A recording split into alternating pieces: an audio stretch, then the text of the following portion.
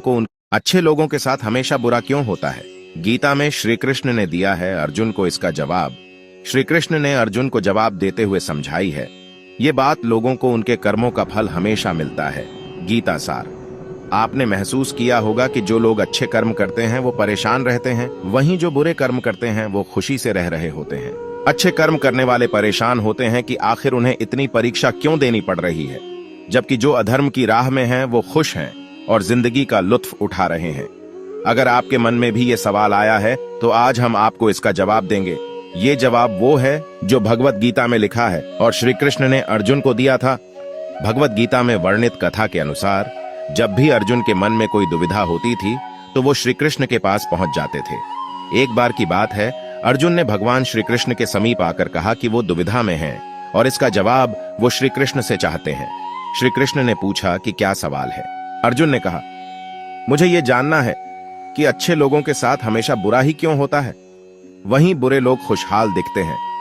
अर्जुन के मुंह से ऐसी बातें सुनकर श्री कृष्ण मुस्कुराए और कहा, मनुष्य जैसा सोचता है और महसूस करता है वैसा कुछ नहीं होता है, बल्कि अज्ञानता की वजह से वो सच्चाई नहीं समझ पाता है। अर्जुन उनकी ये बात समझ नहीं पाए। इसके बाद श्री कृष्ण ने क्या कहा वो जानते हैं।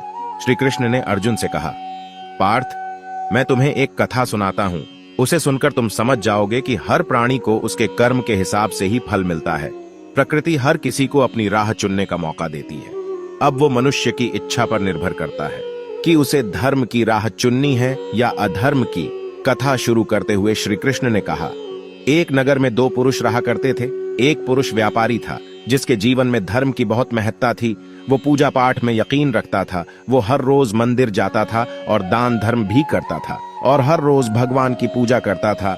वहीं दूसरा पुरुष बिल्कुल विपरीत था।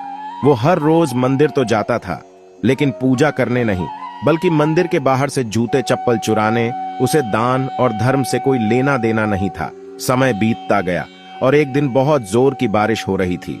इस वजह से मंदिर में पुजारी के अलावा कोई नहीं था। ये बात जब दूसरे पुरुष को पता चली तो उसने कहा कि ये सही मौका है मंदिर का धन चुराने का।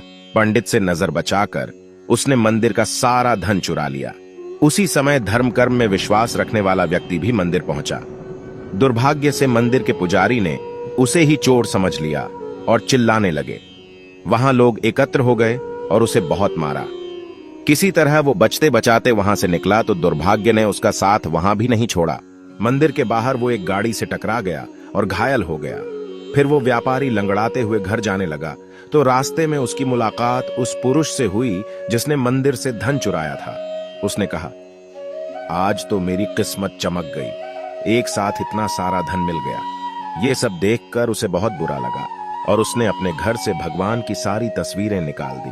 कुछ सालों बाद दोनों पुरुषों की मृत्यु हो गई। मरने के बाद जब दोनों यमराज की सभा में पहुंचे और भले पुरुष ने दूसरे व्यक्ति को देखा तो उसे बहुत गुस्सा आया।